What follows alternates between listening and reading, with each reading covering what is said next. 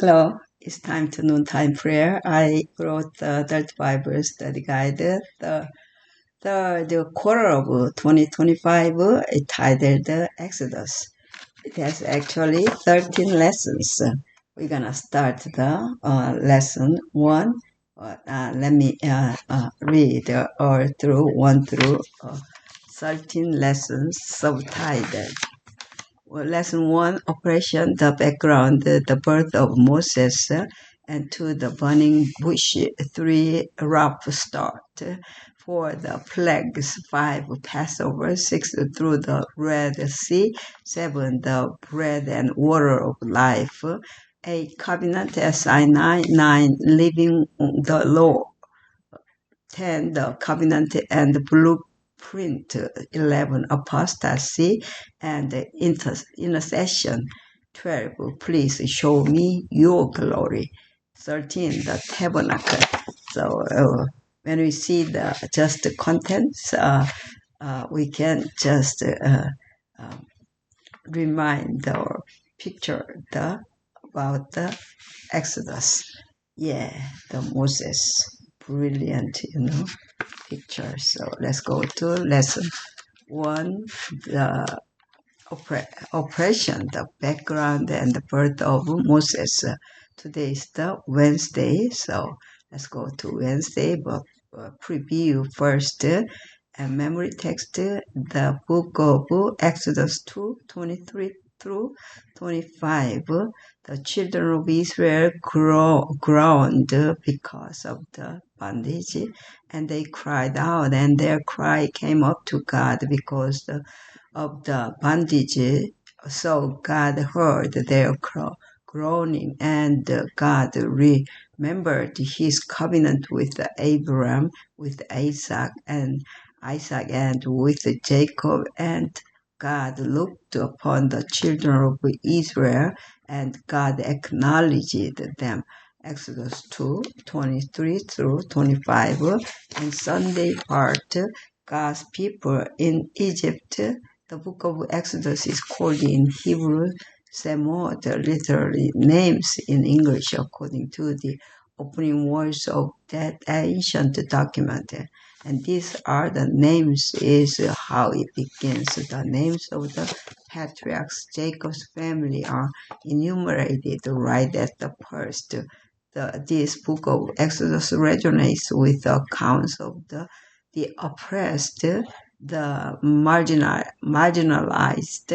the persecuted, the exploited, and the degraded. Thus, people today who feel abandoned, forgotten, and enslaved can find hope because the same God who saved the Hebrews can save them as well. So the Monday, the historical background, when Jacob's family arrived in Egypt after experiencing famine in Canaan, Genesis 46, the Egyptian king was friendly toward the Hebrews because of Joseph and all that he had done for the Egyptians. And Pharaoh said to Joseph, "See, I have set you over all the land of Egypt." Then Pharaoh took his signet ring off his hand and put it on Joseph's hand, and he clothed him in garments of fine linen and put a gold chain around his neck, and he had him ride in the second chariot which he had, and they cried out before him, "Bow the knee." So he set him over all the land of Egypt. Genesis 41, chapter 41 and verse 41 through 43. So what was the key to Joseph's amazing success in Egypt after such a rough start? Read Genesis 37, 26 through 28, and Genesis 39 to 21. And Tuesday, the Hebrew midwives. One cannot understand the book of Exodus without presupposing the teachings of Genesis. The Jews moved to Egypt, and after a time of great prosperity and peace, they were enslaved. But God did not abandon his people to their problems, even though it may sometimes have seemed so. No doubt many of the Hebrew people despaired of their plight, yet in the time of distress, God comes to help with his mighty hand. Our Lord encourages his followers.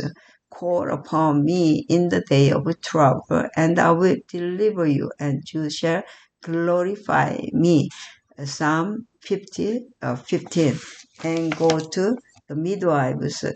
When Pharaoh saw that his plot had failed, he yeah commanded the Egyptians to kill all the male babies born to the Hebrews. They were to throw them into the Nile River, probably as an offering to Hapi, the god of the Nile, and also a god of fertility. This is the first recorded time that Jews are to be killed only because they are Jews. The purpose of the death decree was to subdue the Hebrews to annihilate all male descendants and to assimilate the women into the Egyptian nation, thus ending the threat that Pharaoh believed the Hebrews posed his nation. The midwives not only knew what the right action was to take, but they took it was the obvious message here for us. And today, Wednesday, Moses is born. Read Exodus 2, 1 through 10. What role did God's providence and protection play in Moses' birth story? The historical background of Moses' birth and life is thrilling because he lived during the time of the famous Egyptian 18th dynasty. One king during this dynasty, Tutmosis III, called the Napoleon of Egypt, is considered one of the most famous pharaohs of ancient Egypt. Though under a death sentence at first, see Exodus 1:22, Moses was born as a special son, and LT Hebrew top will lead the good Exodus 2:2. The Hebrew term describes more than external beauty. This word is used, for example, in characterizing God's work during creation week, when he declared everything was good, even very good. Genesis 1, 4, 10, 31. As a new creation, this good child will, according to God's plan, become the adult who will lead the Hebrews out of their bondage. At this baby's birth, especially under such dire circumstances, who could have envisioned his future. Nevertheless, God will fulfill his words to Abraham, Isaac, and Jacob. He covenanted with them that he would give their descendants the promised land. Exodus 2, 24, 25. And yes, he would use this top infant decades later to do just that. Until then, the Egyptian princess his sought adopted Moses as her son. The name given to Moses has an Egyptian origin meaning son of or born of, as reflected in the names of Ahmoses, son of Ak, or Moses, son of Thoth. His name is thus rendered in Hebrew as Moses, namely drawn out. His life was miraculously spared when he was drawn out of the river. we know only a few things about his early life. After being miraculously saved and adopted by Hesapset, Moses lived for his first 12 years with his original family. Exodus 2, 7 through 9, Ellen G. White, Patriarchs and Prophets, page 244. Moses then received the best Egyptian education, or in order to prepare him to be the next Pharaoh of Egypt. Patriarchs and Prophets, page 245. How fascinating that ultimately so much of this education would be useless for, or even work against, what really mattered, the knowledge of God and of His truth. How much are you learning that is ultimately useless for what really matters? And Thursday, the change of plans. Already 10 minutes, but I'll try to first part and last part for tomorrow. A change of plans. Read Exodus 2:11 through 25. What events quickly transport to change the entire direction of Moses' life? What lessons can we learn from this story?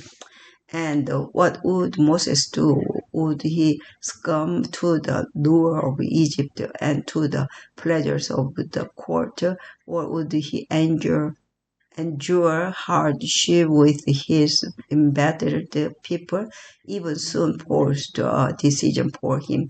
When Pharaoh heard of this matter, he sought to kill Moses, but Moses fled from the face of Pharaoh and dwelt in the land of Midian. And he sat down by a well. Exodus 2:15. And so was it God's plan that Moses killed the Egyptian? If not, what does this story teach us about how God can overrule in any situation and use it for his own purpose? How does Romans 8:28 help us understand this important truth? So Moses lived 120 years, Deuteronomy 34:7, and his life can be divided into three parts of 40 years each. The first 40 years were in Egypt, much of them in the royal palace. The second 40 years he spent in Jethro's house in the Midian territory. Is the last 40 years, however, that take up the bulk of the first 5 books of Moses and this quarter, and they tell the story of Israel's early calling to witness to a world steeped in idolatry, revealing the nature and character of the true God. See, Deuteronomy 4:6 through 8. So let's go to pray. Our Father which art in heaven, hallowed be thy name. Thy kingdom come, thy will be done on earth as it is in heaven. Give us this day our daily bread, and forgive us our debts as we forgive our debtors. And lead us not into temptation, but deliver us from evil. For thine is the kingdom and the power and the glory for ever and ever. Amen. Amen. Yeah, thank you, Lord. We want to know about your love, and through Jesus, and through you take care of us through your leader on the earth. So let us know who is Moses in this last day, So we need, like Moses, leadership. So please give them. I wonder the one or more leaders for us. So let us know what the leadership through Moses, that will be the love and the justice, and through his faith. God also trusts us, and God has faith toward us and for each of us. Let us go together May God bless all of you. Amen. Yeah.